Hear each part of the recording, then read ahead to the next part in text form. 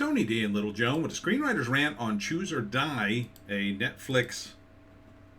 I think this is a movie about an 80s horror game that unleashes a curse. Smash like and subscribe. Thank you for smash liking and subscribing. Check out my books. Links in the description. Comedy Horror in South Jersey. It's the Pineys, books 1 through 8. Check it out. Thank you for supporting the channel. You have been checking it out, actually. I've been giving Joan treats all week.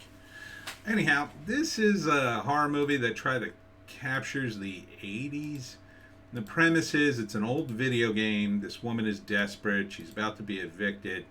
So she stumbles across the old game. It's called Cursor. And then the idea is you have to keep choosing in each level. And then the choice is always bad. You choose or you die. So there's a horrible scene here where, you know, it can affect reality. It makes this waitress drop a glass. And so the choice is, should she break more or should she clean it up? And she chooses clean it up, and then she starts eating the glass. It's pretty horrific. But this doesn't make any sense. I mean, the game doesn't have any kind of sense of reality. It's essentially using magic, you know, its own version of magic. April 15th, by the way. It's essentially saying, oh, it's a magical curse that can do anything. And it's another variation on Saw. And I don't like these movies. Yeah, they're just gross, and they're whatchamacallit. They are shocking for the sake of being shocking. That's the whole point, to jump from one shock to the next. And it's got this 80s sensibility to it, which, as someone who grew up in the 80s, you know, that's somewhat appealing to me these days, although in the past it wasn't. But, you know, it wasn't an ancient time. Okay? Yeah, you got a Nightmare on Elm Street poster in the background. So what? So what? They were everywhere. So you got a game that's, you know, monochrome screen. So what? This is too sophisticated for that. We didn't use this little symbol to make words. This would have been too sophisticated for the time. Quite frankly, it would have been a bunch of dots and squares. It wouldn't have looked this good. So ha ha ha, set designer. I don't know. These movies annoy me because I feel like they're manipulative, right? They don't have any particular rules. Like if you're fighting a werewolf, you understand the basic rules of werewolves, right?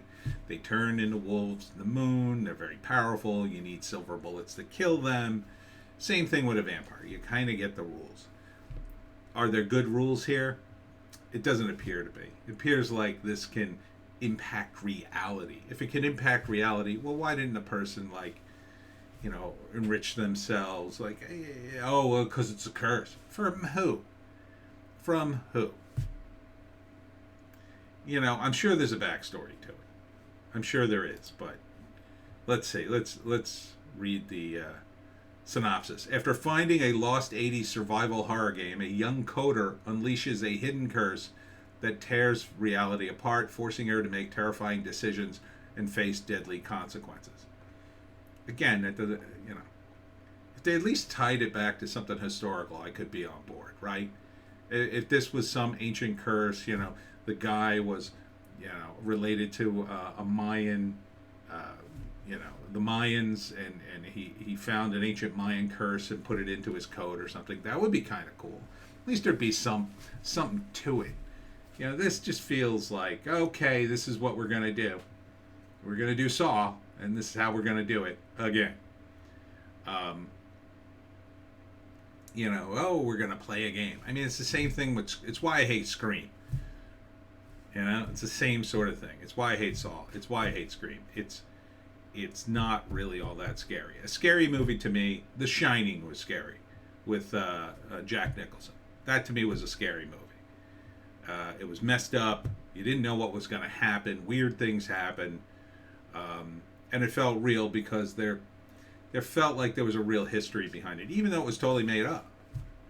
And in the end, it wasn't just about the curse or the ghost or, you know, it was about madness. It was about a guy who couldn't pull his life together and just spiraled down. You know, there's moments in that movie where you could say, okay, he's not gonna listen to the ghost. He's gonna get out of this. They're gonna get through it. And well, you know the ending if you've seen it. It's a good movie. You know, the ghost corrupt him over a period of time, and there's interaction there, which is interesting. Here, it's like, you know, he might as well be saying, "Do you want to play a game?" And I can't get behind that. So, first act, she's in a rough place. She's losing her job. She's got to be evicted, and I think they show the video game in the '80s at first. Anyhow, she gets fired. She's going to be evicted. She comes across this game.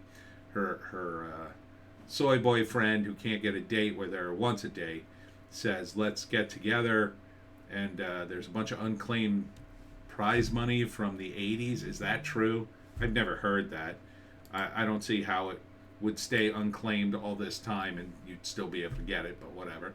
So they decide they're going to play the game to win the money, and of course they open up it's like opening the Hellraiser box, and then next thing you know, they're in this terrible situation where they got to choose or die, and of course, you know, in the end, what should happen is they should lose it all, because it's essentially a Twilight Zone concept, and you know, that's the way that stuff goes. But the Twilight Zone had more to it, you know. I can't. I hate these movies. I really do. I mean, at least the ones that rip off Twilight Zone sometimes are, you know, at least they were good Twilight Zone episodes. Watch the Twilight Zone would be my response to this movie. And that's it for me, Tony D and Little Joan. Check us out on Odysee, Bitchute, and Rumble. I'll have 2 more videos up today, and we'll see you in the next one.